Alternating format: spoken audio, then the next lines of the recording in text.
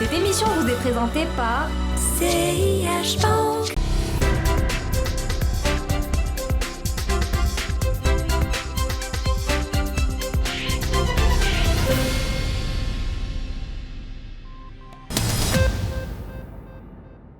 Mesdames, Messieurs, bonjour, bienvenue dans ce nouveau numéro de l'Hebdo des marchés qu'on consacre au rapport annuel de la Banque centrale qui a été présenté cette semaine par le Wali de Banque El Maghreb, Abdelatif Jouari, devant Sa Majesté le Roi. Un rapport riche en informations, riche en anticipation de la part de la Banque centrale. 5 points à retenir du rapport annuel de la Banque centrale, c'est l'objet de l'émission de cette semaine. Un jour, j'ai essayé une nouvelle banque. Et ma vie a changé.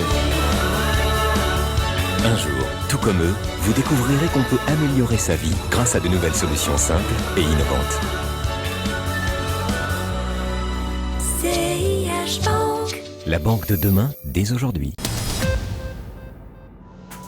L'un des points qui nous a paru important est celui de la croissance, car selon Abdelatif Jouari, cette dernière reste fragile. Le gouverneur de la Banque centrale n'a en effet pas ménagé ses critiques à l'égard du gouvernement Ben Kiran. L'économie du Maroc en 2014, dit-il, est restée sur un palier de faible croissance, avec l'absence de signes tangibles d'un dynamisme global générateur de richesse et d'emplois. Selon lui, les progrès réalisés sur le plan des équilibres sont attribuables à des facteurs conjoncturels. Jouari n'a pas non plus été tendre avec les prédécesseurs de Ben Kiran en soulignant la question de savoir si les nombreuses stratégies sectorielles, lancées en majorité depuis plus de 5 ans, ont pu atteindre leurs objectifs et produire les synergies et l'élan nécessaire pour enclencher une véritable transformation structurelle de l'économie.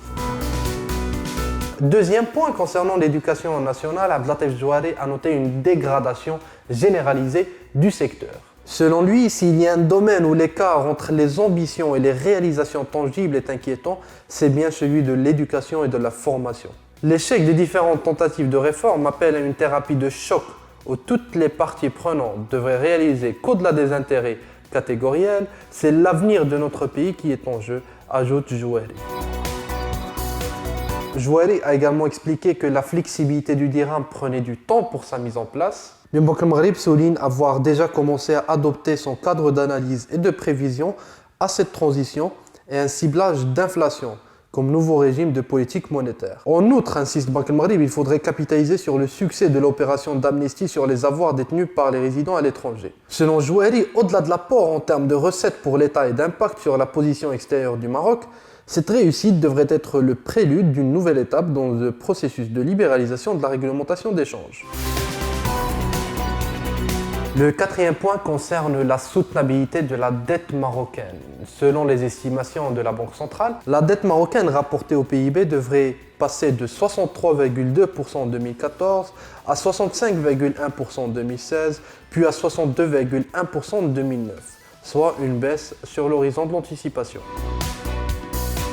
Le dernier point à évoquer concerne le caractère transfrontalier que prend petit à petit la Banque centrale marocaine, qui est obligée aujourd'hui de travailler de plus en plus avec ses homologues des autres pays d'Afrique. Ainsi, en 2014, la coordination avec les autorités de supervision des pays d'accueil s'est davantage intensifiée et a donné lieu, outre les échanges périodiques à distance, à des contrôles sur place conjoints entre la Banque centrale et ses homologues.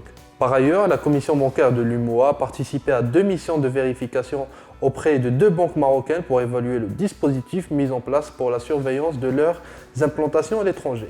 De même, Banque El Maghreb a mené conjointement avec cette même autorité une mission de contrôle d'une filiale de banque marocaine cotée en Côte d'Ivoire. Voilà, mesdames et messieurs, c'était tout pour ce numéro de l'Hebdo des marchés consacré au rapport annuel de la Banque centrale. Je vous donne rendez-vous la semaine prochaine, toujours le lundi, pour un nouveau numéro. Au revoir.